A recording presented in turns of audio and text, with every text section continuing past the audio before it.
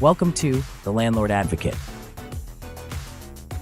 Hey everyone, welcome into an all-new episode of the Landlord Advocate with Matthew Paletz, the CEO of Paletz Law. I am your host, Mike Leon. Matt's joining me today to talk about how to enforce your lease without stepping into legal risk, especially when it comes to discrimination claims, emotional support animals, and inconsistent enforcement. Another topic we'll be touching on today is something that's keeping landlords up at night, and Matt's going to explain if it is, and that's fair housing compliance. If you manage multiple properties or teams, this conversation is going to help you recognize these issues so you can be better prepared to deal with them. Matthew, it's good to see you as always. Let me ask you at the onset here, why is fair housing such a common legal trap for landlords and property managers? Well, thanks for having me, Mike. Yeah, that intro is quite the mouthful. And it's probably indicative of the fact of just how convoluted fair housing claims can get. Um, and it really is something that landlords and property owners have to take into consideration on a daily basis. And if they don't, it's going to be a major problem for them down the road. It's the perfect storm when you're trying to navigate between offering, just the most pleasant experience you can as a property owner and trying to be customer service oriented on behalf of your tenants, but also be mindful of the fact that tenants are going to make certain demands and certain accommodation requests. That's more of the legal term for fair housing disputes. And many of them are legitimate, but there's also a disproportionate amount of them that are bogus. And you really need to be mindful. You'd have to have your staff engaged, and you got to have a heavy hitter lawyer in your back pocket that understands the stuff. And of course, that's what we do at Paletz Law. Yeah. Well, a mouthful I'm equipped to do, so that's why I'm hosting here. But I wanted to ask you, let's talk a little bit about, a new administration comes in. Obviously, there's new appointees across these federal agencies. And I wanted to ask you about one in specific with HUD. What are some of the changes going on right now with HUD that you're seeing, especially when it comes to the state of Michigan? Yeah, there's a ton of changes at HUD going on right now. The HUD secretary, at the end of last year, issued a whole bunch of memoranda that really was quite unprecedented.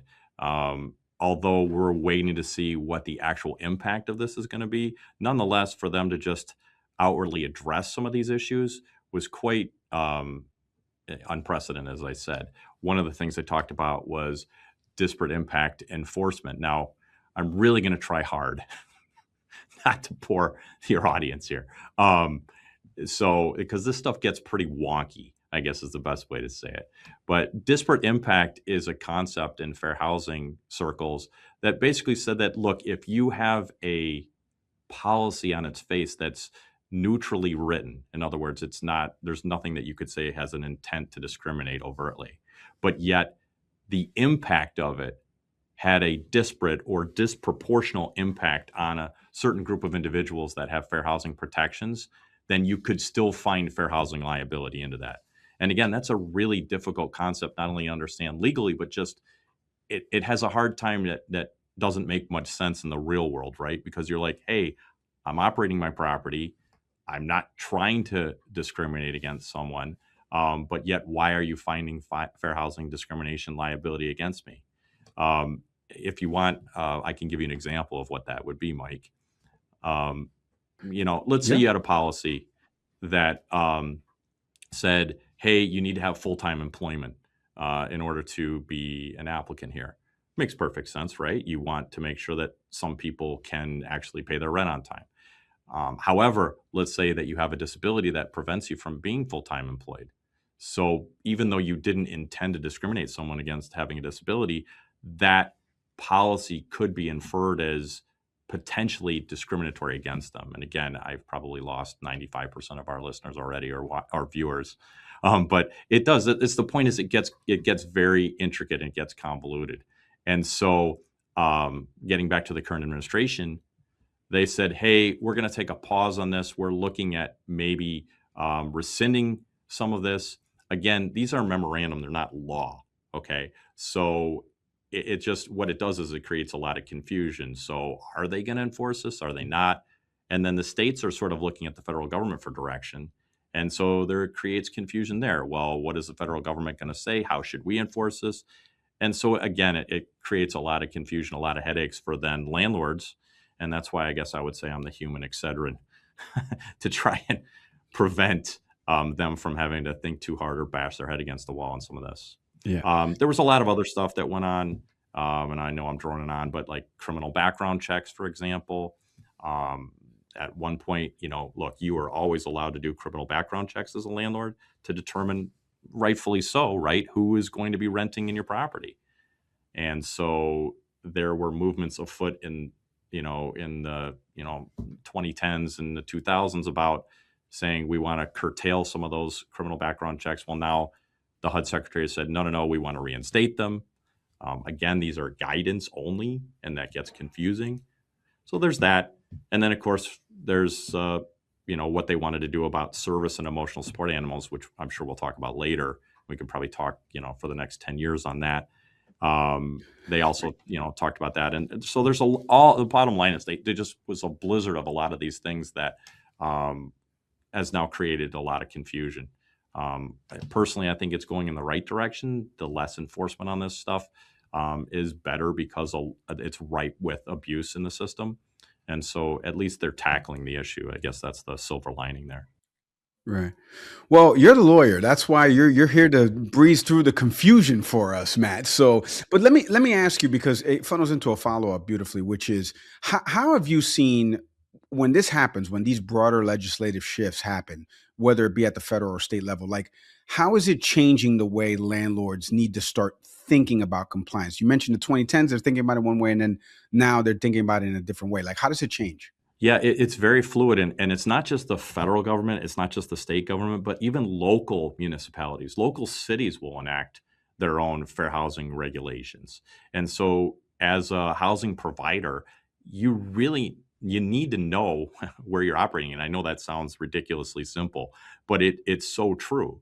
You need to know what your current political environment is and what the individual cities are also trying to offer as far as tenant protections. And again, look, a lot of these are, I'm sympathetic to the reason behind them. A lot of these are well-intentioned, but, there's an old phrase, right? The road to hell is paved with good intentions. And I say that to my clients all the time. And that really is what really muddies the waters here, is that although maybe some of these are well-intentioned, they just go too far. And so it is confusing.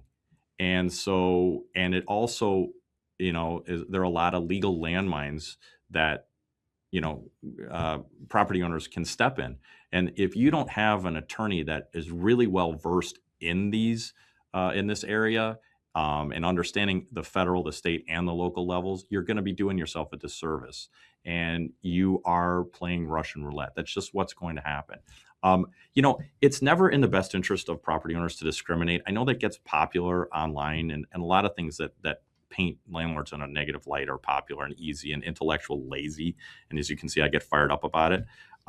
It's just landlords are not, look, my clients love me, but they don't want to have to use my services, right? Right. Because it's a cost. And so landlords have, what is their monetary incentive to discriminate? There isn't one, right? So, look, maybe during the 60s, and that's, before yours and my time, there were a lot of things that were going on and a lot of upheaval, but, we're in 2026, right? So I think a lot more landlords are more savvy to understand that, hey, this isn't in their best interest, and they're going to do everything they can to just provide that harmonious environment for their tenants. And starting out of the gate, acrimoniously trying to discriminate against people is just not in their matrix, if I can adequately say it that way. Yeah. Yeah, it's going to affect their bottom line. Let me ask you, you mentioned emotional support animals. So I'm going to give you can't talk about it for an hour. It's a podcast, but how do emotional support animal requests kind of factor into these fair housing risks? And I don't mean to belittle emotional support animals, but this is the topic that I get asked as a fair housing expert. I get asked about this pretty much. It just sucks all the oxygen out of the room. Because it is so pervasive and there's so many bogus discrimination claims. And that's the problem. It really does anytime you have a bogus emotional support animal claim, it undermines an otherwise legitimate need. I've seen people, I know people personally who have, struggle with anxiety, and the power of having an animal to help quell that is very, that can't be understated.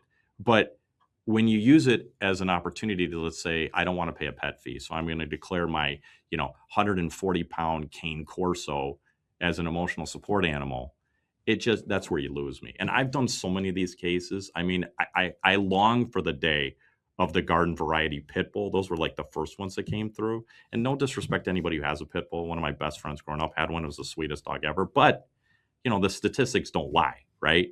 But pit bulls, I wish I dealt with those cases these days. I've dealt with a boa constrictor. I've dealt with not one chicken, but an entire chicken coop. I've dealt with multiple cats. It's like, well, it's like this cat helps me with this and this cat helps me with that. I mean, at some point, it just becomes so ludicrous. And that's the point. But if your viewership takes one lesson away from me today on this, it's no matter how ridiculously absurd an emotional support animal request is, you never want to outright deny it. Just ask them to submit the request in writing. And even if it's a emotional support animal llama, okay, or an alpaca or something, Right. even if it's a elephant or a horse, whatever, you could enter, whatever animal you want. I've seen baby kangaroos before around the country. Kid you not. I kid you not. But no matter how absurd it is, do not outright deny it. Just ask for them to submit the request in writing, and then we'd have to look at it. That's how you got to deal with this. And yes, I could talk for months on this, and again, everybody would leave, and it'd just be me and you, and I'd probably need my own emotional support animal.